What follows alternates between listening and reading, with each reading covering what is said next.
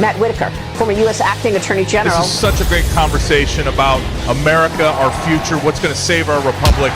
We have a great football player. Matt Whitaker is here. Matt. They tried to bury me. They didn't realize I was a seed. It's a touchdown. Whitaker. Former acting U.S. Attorney General. Under President Trump. I'm going to be an unwavering supporter of law enforcement. Welcome to Liberty and Justice with your host, Matt Whitaker.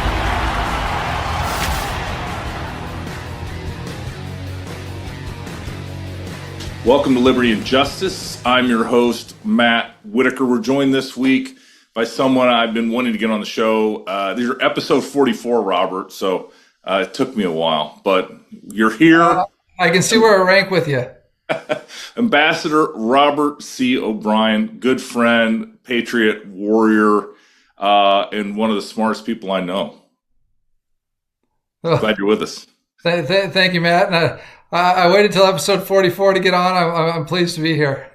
Yeah. So I thought of you, and I'm glad that actually that I couldn't get you booked sooner, because we wouldn't have the Brittany Greiner swap for a known and notorious arms dealer that clearly is friendly with President Putin. So why don't you tell me kind of your thoughts, not asking for any classified information, but your thoughts on that trade, and then maybe, we can get into kind of how, hostage prisoner swaps work on the international stage.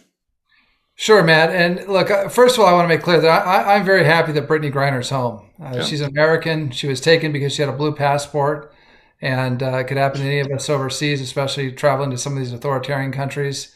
One of the things I try and warn American business folks and athletes and entertainers is be careful where you go, because, it's once you leave the U.S., you're not in Kansas anymore, and you don't know if you'll be taken. So, in the past, when I was the hostage envoy prior to serving as national security advisor, we did do prisoner swaps, but we always tried to make sure that we didn't swap a terrorist or an arms dealer or a killer for an innocent American.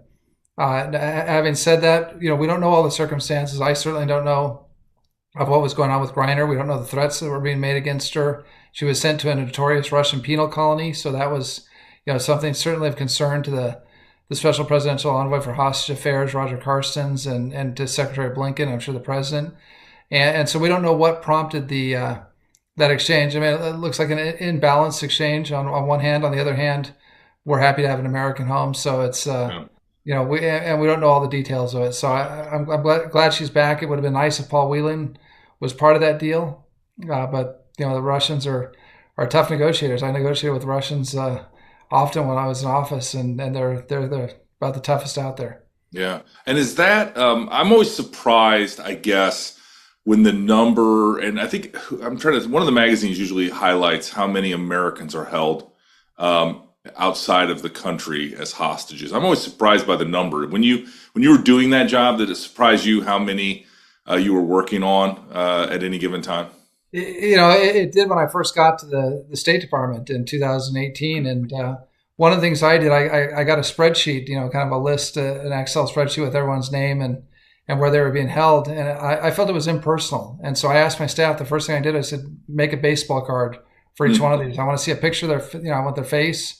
I want to see their families' names. I want to see their home state senator and congressman that's working on the case for them, where they're being held, when they were taken, all unclassified. And I had a stack of about 50 of those, and I kept them in my breast pocket. And every night I try and pray over the cards to give me inspiration on how I could bring them home. And it was a different result for or a different tool for each hostage. We were able to do some military rescues that were successful, and we got people back. We were able to swap some prisoners. When we did the prisoner swaps, we always tried to swap someone who was a sanctions violator or a non-violent criminal here, maybe someone who was coming up to the end of their sentence, so we weren't giving away much on those swaps. It might have involved using the intelligence services of another country to work their magic. So there were every case was different, but during the Trump administration, we brought about 55 Americans home in separate transactions. It wasn't just one big deal for one aircraft or one embassy, but we did about 50 to 55 deals. I was involved in about 27 or 28 of those. and it was a real blessing to be able to help bring prisoners home. Some hostages of groups like the Taliban or JNIM or Al Qaeda, and many were wrongfully detained by foreign governments that run the gamut from Venezuela to Russia to Iran.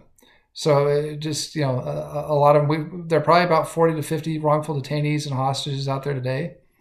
The hostage takers kind of got the news that the non-state actors that it's probably a bad idea to take Americans because we started launching military strikes against them, and they realized that there was a heavy price to pay. But we do have a problem with state actors, governments like China and Russia and Iran, taking Americans prisoner and using them to try and gain leverage over the United States, which was certainly the case with Brittany Greiner.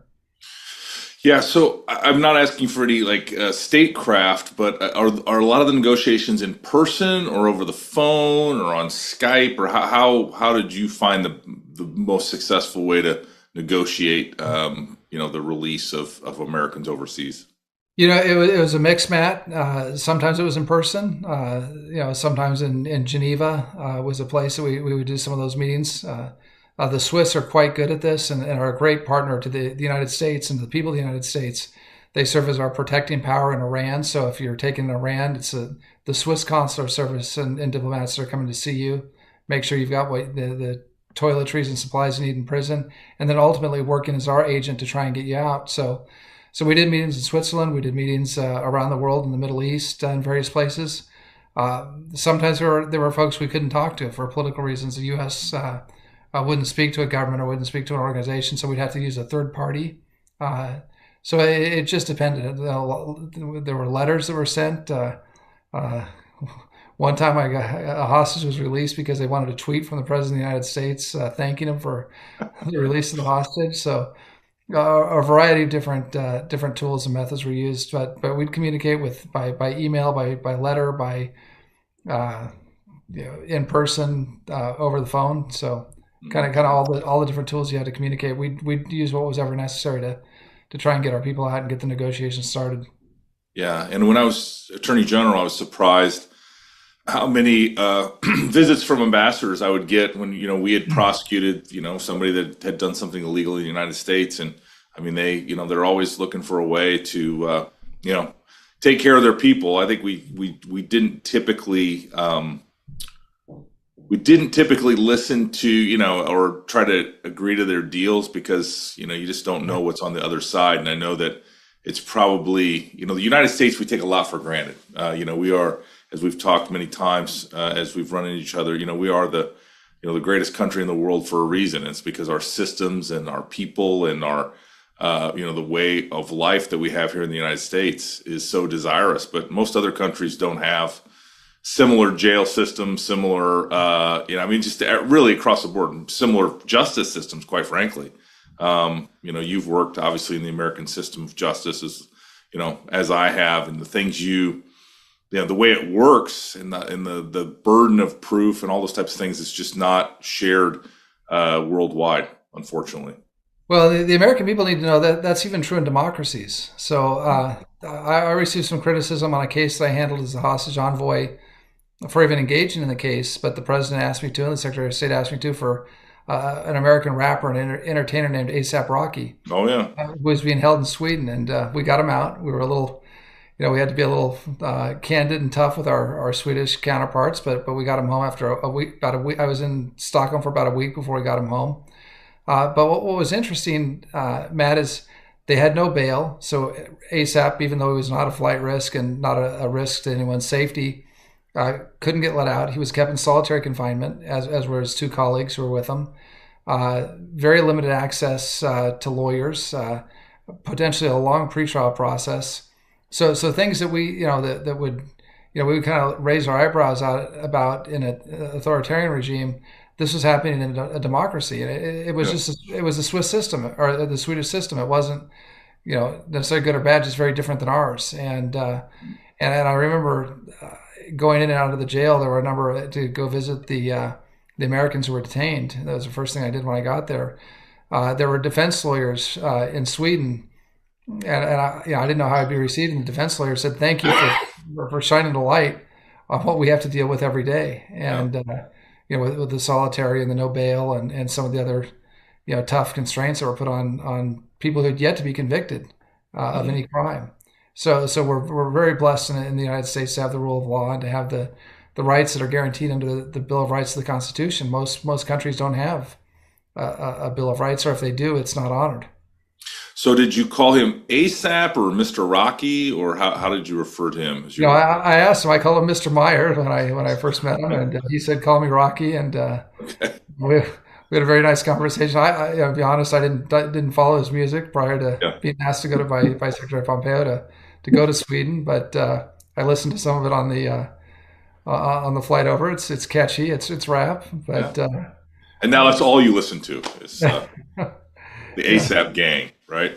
He's a talented guy, and he was very professional working with them, and was glad to get him home. Yeah, well, that's fantastic. I mean, you did have tremendous success in that role, and then the president obviously asked you to be the national security advisor, which is a large portfolio, to say the least. Well, we worked together on those issues, Matt, whether it was terrorism or protecting Americans overseas. Of course, our entire defense and national security policy, foreign affairs, and I was very fortunate to serve as the president's principal advisor on national security and foreign affairs, and of course, working with our colleagues in the cabinet, with Secretary Pompeo and yourself and Bill Barr and others. It was real. Secretary Mnuchin, Secretary Ross. It was a real honor to be in that position. Yeah, and we just have so many national security threats as the global superpower. Most importantly, are the countries that want to knock us off that position and are really using all means necessary, including social media, to destabilize the United States. Will the Chinese stop at nothing to obtain the number one global superpower status, or are they at least rational in some means or manner? No, they're relentless, and they plan on being the global number one. They believe they're the Middle Kingdom, going back in their history. They believe that every other government and country should pay homage and kowtow to the Chinese. That's their belief, and they intend to become number one. But the problem with them becoming number one, it's not like when the U.S. surpassed Britain and became the leading country in the world, and it was kind of the baton pass between two democracies and similar cultures. The Chinese have a totalitarian system that we've never seen before. And for all your viewers and listeners who read George Orwell, 1984, the type of surveillance society that's set out in that book is child's play compared to what the Chinese have. I mean, you can't go anywhere without being on video. You can't say anything. They listen into all your devices. They read all your emails. They look at what your social media posts are. And they're not just doing that in China. They're trying to expand that and do that everywhere in the world. So with a pernicious app like TikTok, which is geolocating every American who uses it, taking your biometric data, taking your eyes and your face and your fingers and your fingerprints and everything they can. They're just hoovering up all that information. And ultimately, that's a way when they know everything about you, they can control you. They can control or appeal to you, persuade you, use your passions or your concerns or your fears to encourage you to vote a certain way, to do what they want you to do, and even more concerning it for our military men and women. Think about a pilot who's geolocated by the Chinese on TikTok prior to the outbreak of a conflict. And the Chinese don't have to shoot down the airplane if they can take out the pilot, and if they know where the pilots are and know where the pilots' families are. Pilot's kids using an Air Force pilot or a Navy officer's Navy officer, his child is using TikTok. They could blackmail that person, threaten the family, threaten the kids. It's a real problem, and the Chinese they've cast a wide net around the world, using technology, using diplomacy, using economics to try and become the dominant power. And if they are, it's not just that they become number one, it's our whole way of life changes. The very concept of liberty and freedom and the rule of law that we enjoy and that our allies enjoy, those are not things that the Chinese support. Yeah. So look into your Ambassador Robert C. O'Brien crystal ball. How does the rivalry between the United States and China ultimately resolve in your mind? Well, I'm confident and hopeful that it ends the way that Ronald Reagan answered that question when he was asked in an interview, how does the Cold War end? And he said, we win, they lose. And I expect that we'll win and the Chinese will lose, primarily because the Chinese people, who are just great people, they're hardworking, they're clever, they're patriotic, but they don't want to be held down by the Communist Party of China. They've seen the pernicious effects of these COVID lockdowns and the oppression. The poor Uyghur people in Western China who've been, subjected to a genocide and are working as slaves in cotton fields in 2022, working as slaves in factories. I mean, the people of China are good people, and they want the same thing for their families that we want. They want good education, they want freedom, they want liberty. So we've got to remain strong, though, because if we don't fight the Communist Party of China, if we don't stand up to them, if we don't have, again, quoting Ronald Reagan, a peace through strength foreign policy,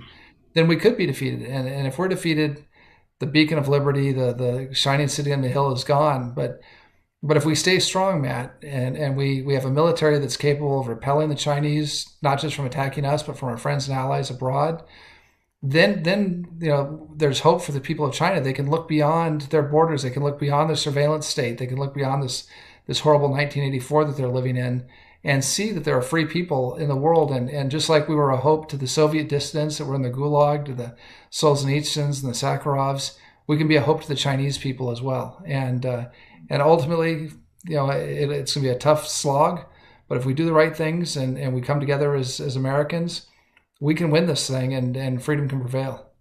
Yeah. I thought I was going to maybe see you in Japan last week, but your schedule didn't allow, I think, you to make that trip or maybe even zoom in. But in my remarks, I talked about peace through strength, but I reminded everyone that, we think of that and I think we immediately think military strength, right, Robert? But it's so much more than that. It's the strength of the economy, the strength of the dollar, it's the strength of the, the spirit of the American people. It was like the strength cuts across so many sectors. And while we, obviously need a strong, robust military, it doesn't just end at that, does it? No, Ronald Reagan said it's a strong economy that allows us to have a strong military. Yep. If we don't have a booming, vibrant economy, we can't afford a military. The Soviet Union found that out, right? They had a terrible economy, overregulated, communist, not innovative, and they eventually collapsed, and they couldn't maintain the military that they'd built up. So you're right. Number one is economic security, is national security. So that means good trade deals. That means keeping jobs here at home for Americans. It means having an industrial base and a manufacturing base that allows us to produce the equipment that we need to defend ourselves. We can't be reliant, as we have in the past, on pharmaceuticals and computer chips and even components for our military aircraft coming from China. I mean, that's absurd. We got to have strong markets. Look, we need to reduce the regulation on American companies. The reason that we're going to defeat China, not just because our ideas are better, but our people are so innovative, and it's not just in America, but it's in the West. It's in Israel. It's in Western Europe. It's in Australia. It's in Japan, where you just were. So we got to have, low regulation, low taxes, encourage the American people to innovate.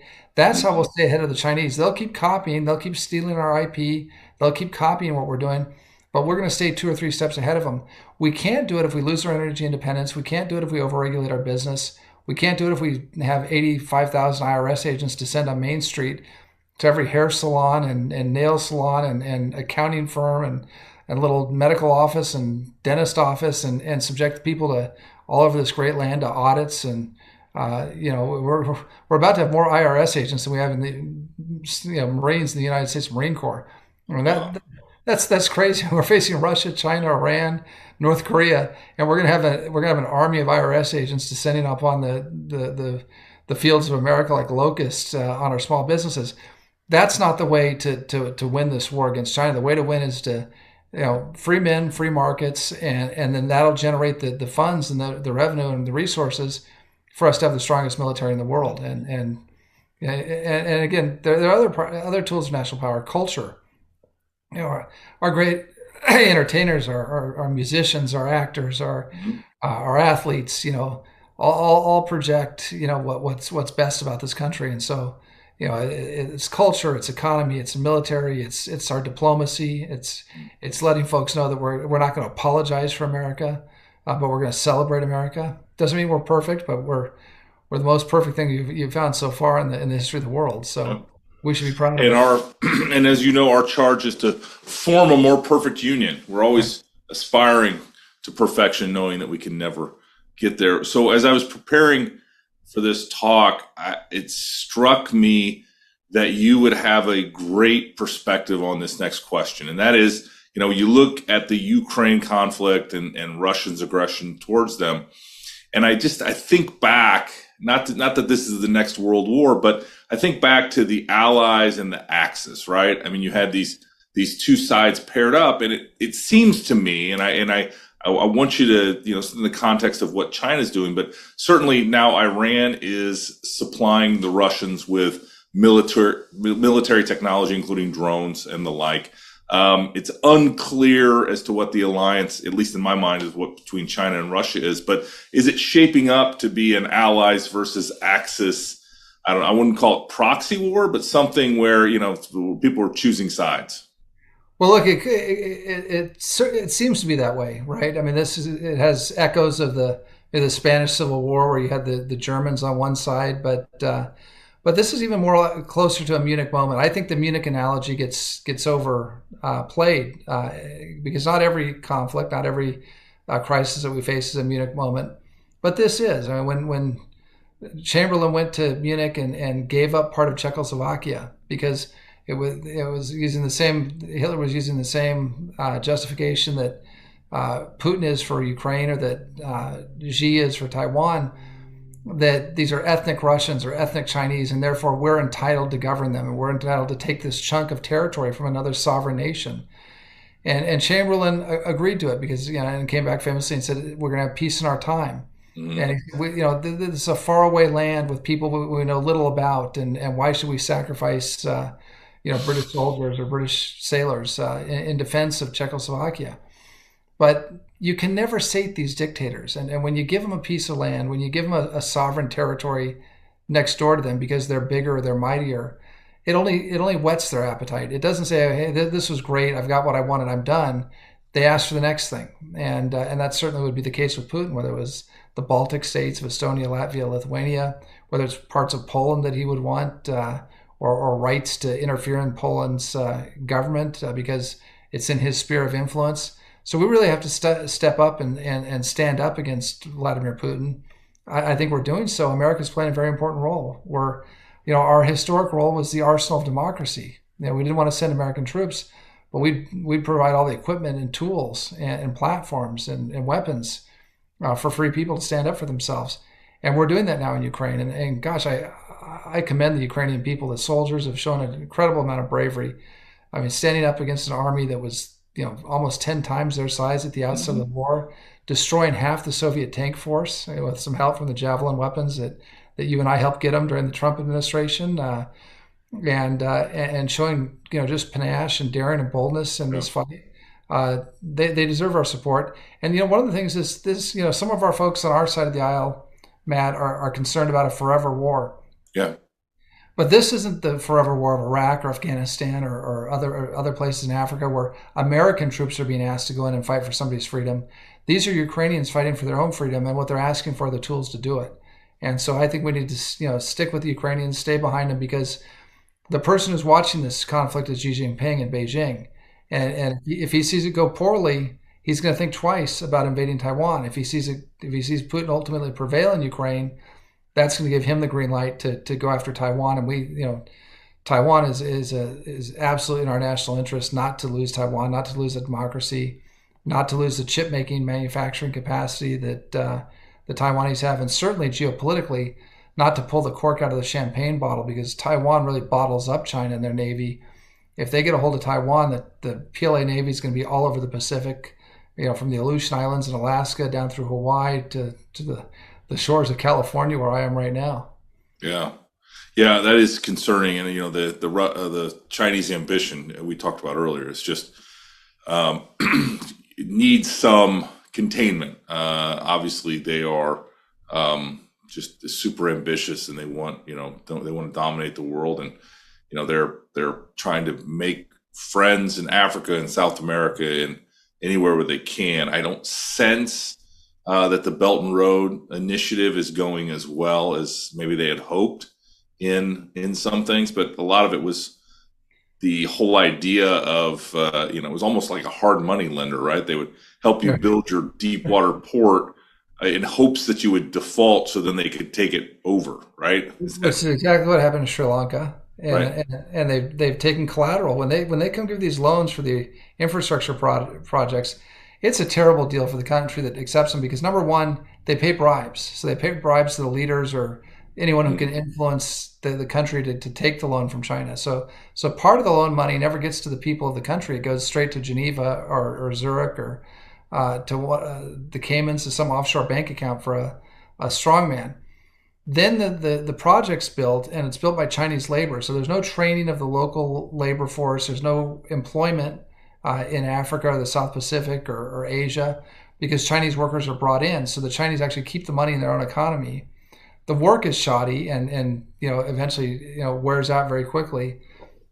But the Chinese also take collateral for their loans. Yeah. So this isn't like when America comes and gives aid and either gives it no strings attached, which is most of our aid, or even when we give a loan, everyone knows they're never going to have to pay it back. We always write the loans off later because we're a generous people. And that's what America does for folks that need a hand up. We extend our hand and we help them up. And even if it doesn't work out, we don't come and collect. The Chinese, as you noted, take collateral for their loans. So in Sri Lanka, they took a deep water port. In Zambia, they took a big copper mine.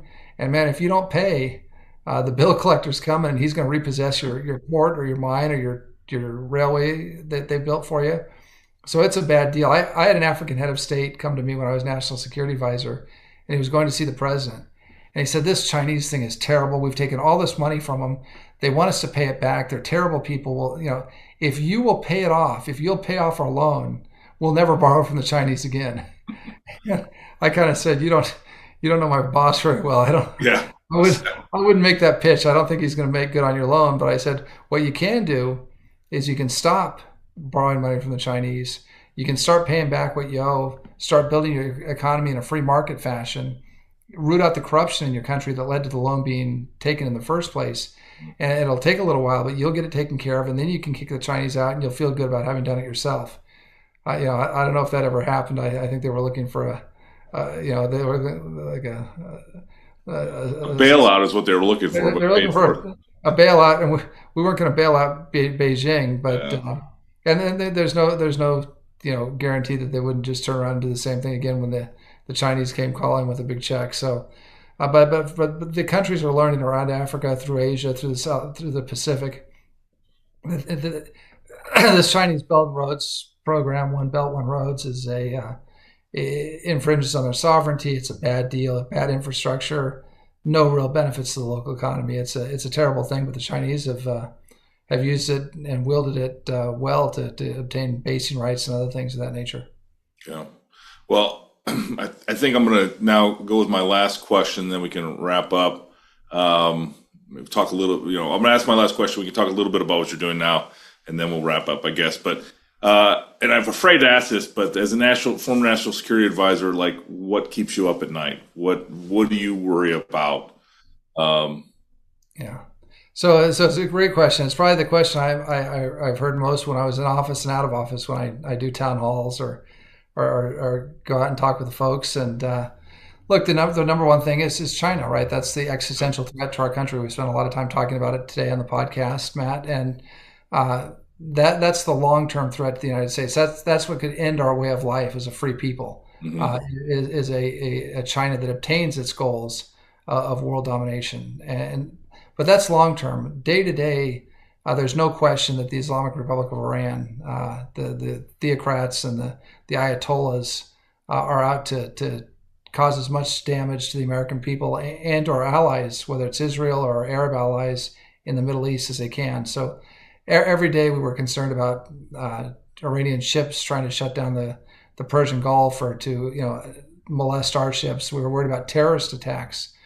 on our either our troops in Iraq or our friends in Iraq or Syria. We were worried about Hezbollah and all of its misdeeds in Lebanon, the Houthis in Yemen. So all of the relief that the Iranians got, the $150 billion in sanctions relief that they obtained during the Obama administration from the JCPOA, from the first nuclear deal that was a failure, and the Iranians kept going with their ballistic missile program, their nuclear program.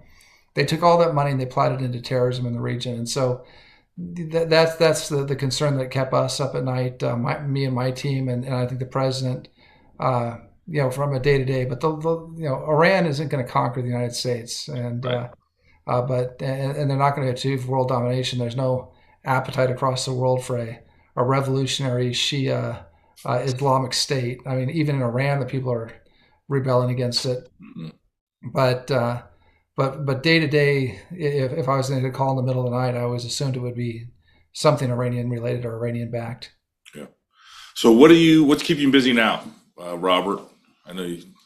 Well, I spent a lot of time helping our friend Kevin McCarthy take back the House, and I had a lot of friends who were either running for seats or who were members of Congress and were real supporters on national security issues for me when I was in office, and so I spent some time and as did you, out campaigning for our friends across the country. The elections wrapped up, and so that's I'm glad we had a nice win in the House, and didn't do quite as well in the Senate as we hoped, but the House is a good win for the GOP. I'm spending time as the chairman of the Richard Nixon Library Foundation, and helping to promote civic education and a realist foreign policy. So we have every month a seminar that Mike Pompeo, myself, and a whole group of very talented younger GOP foreign policy and national security experts participate in. I'm doing a little work over at Pepperdine as a senior fellow in their public school of public policy, and trying to bring a little balance to academia, which we're missing these days. And then on the private sector side, I'm chairman of a consulting firm called American Global Strategies, and I also spent some time as a partner emeritus at my old firm, Larson LLP in Los Angeles. So I've got a few balls in the air, and I'm trying to spend some time with my wife and the girls as well, and probably spreading the peanut butter a little thin, but I think they're all worthy endeavors, and we're trying to do some things to keep America safe and promote a country where we our GOP values and American values are remain intact and are promoted.